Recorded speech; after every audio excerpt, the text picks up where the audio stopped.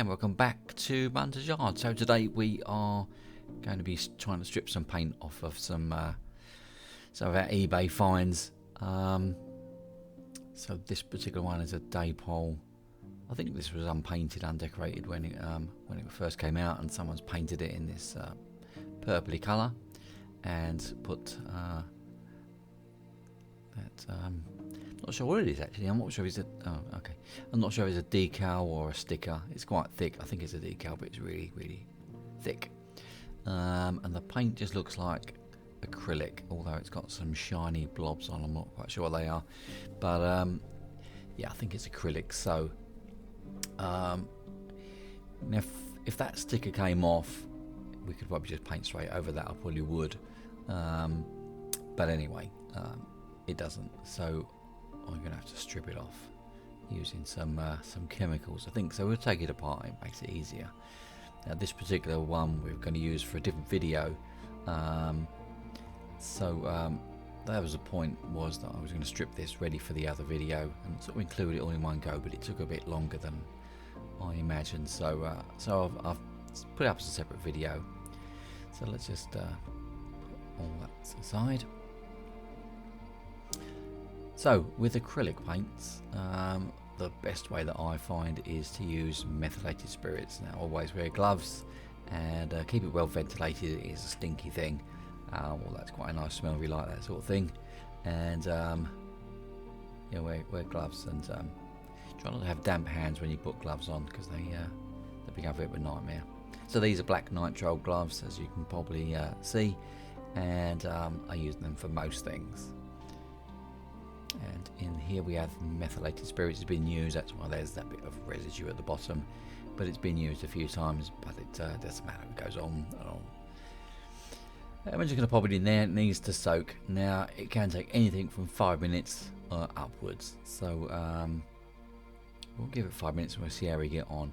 Now the roof of this one looks like it's painted in a type of enamel, so that's not going to come off with meths. So we may have to think of something different for that, or just leave it because it's not bad finish. We'll probably leave it as it is, but that's not going to go anywhere with meths anyway. So we use a stiff brush or a toothbrush, and we'll just give that a little rub, and you can see the paint just starting to come away, some of the purple anyway, but the decal, the water slide decal transfer, isn't going to move anytime soon.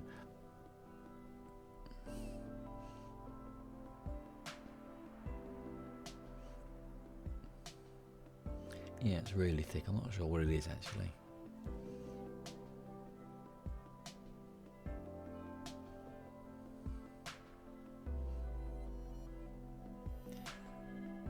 So we're not going to get that off with any sort of mechanically, with a blade or a scrape. So we need to give it another soak. So let's pop that back in. So sometime after, I left it about an hour, and we'll see how we get on with this.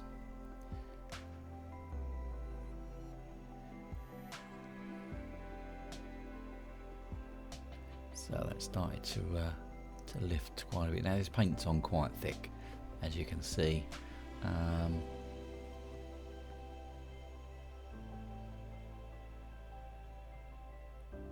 we'll get off as much as we can. We'll see how we get on with this. And you can see on the right there, all the paint sort of bubbled up, so it's all ready to come off. But there's a few tough bits, but at least the transfer's coming off now, whatever that is. But you can see how thick it is. It's like a piece of tape. I'm not quite sure where that was, but anyway, it's definitely moving now, but there's quite a bit on there which is a bit thicker.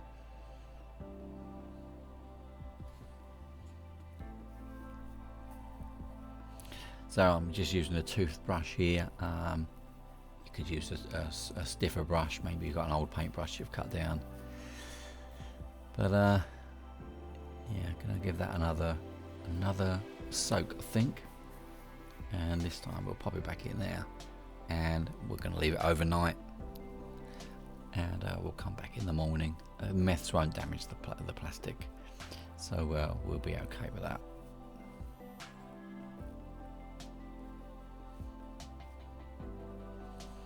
We'll see if we can get a bit more off with the brush.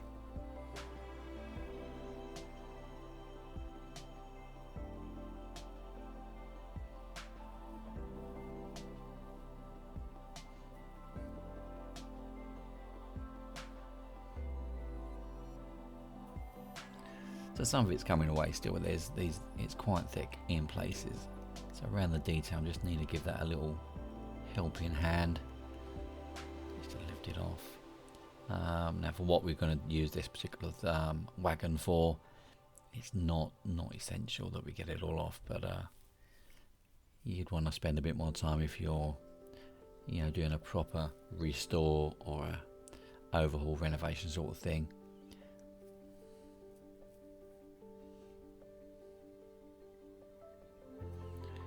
So we'll give that another brush, and then we'll give it a wash in the sink, get it all nice and dry, and we'll come back to that.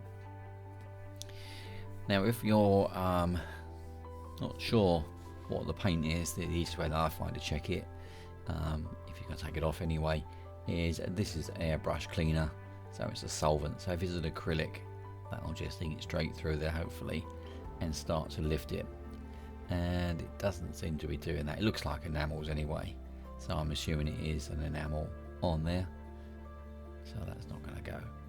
So let's take this apart, and we'll just put the body in there, and we're going to use paint stripper for this.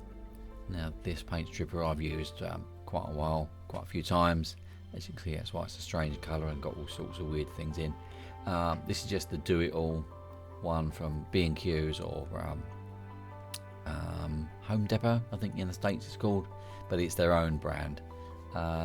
Again, wear your gloves and your eye protection and your mask and keep it well ventilated. Just one thing to note is that these nitrile gloves actually disintegrated towards the end, not on this video, but as I was giving it a wash, the fingers fell off completely on my right hand. So they do react with the paint stripper, but it gave me protection to start with. Probably would try some different gloves next time, or some marigolds if you've got something a bit thicker. But anyway, you can see that just after literally seconds that the paint's already started to lift, so that's good. So I think we'll just leave that a little bit longer, and we'll come back to that. Maybe give it 10 minutes, and then we'll see how we get on.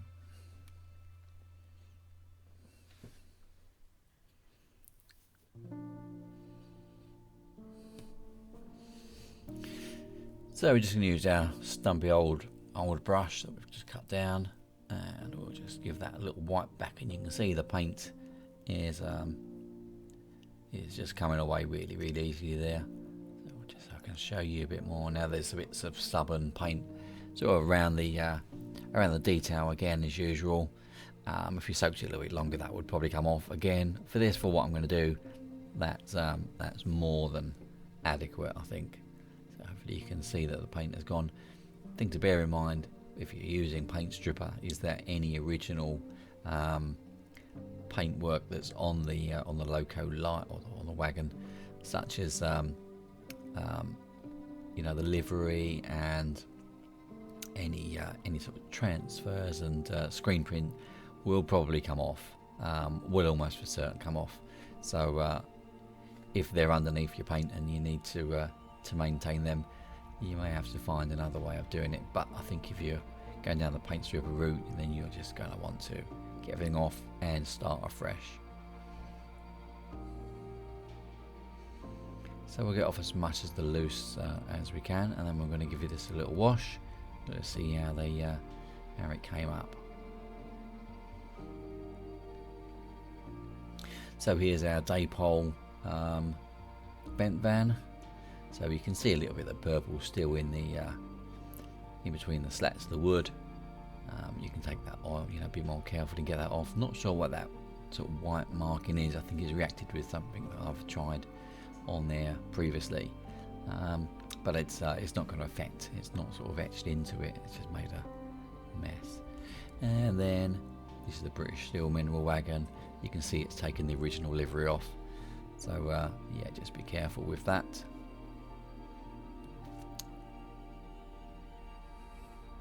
And then we're going to give these a primer in grey just so we can see the overall finish, and then that's it, we're done. So thanks for joining us at Bunters Yard. If you're not already subscribed, please do that. Join us on our Patreon channel for extra content, and we'll see you again very soon.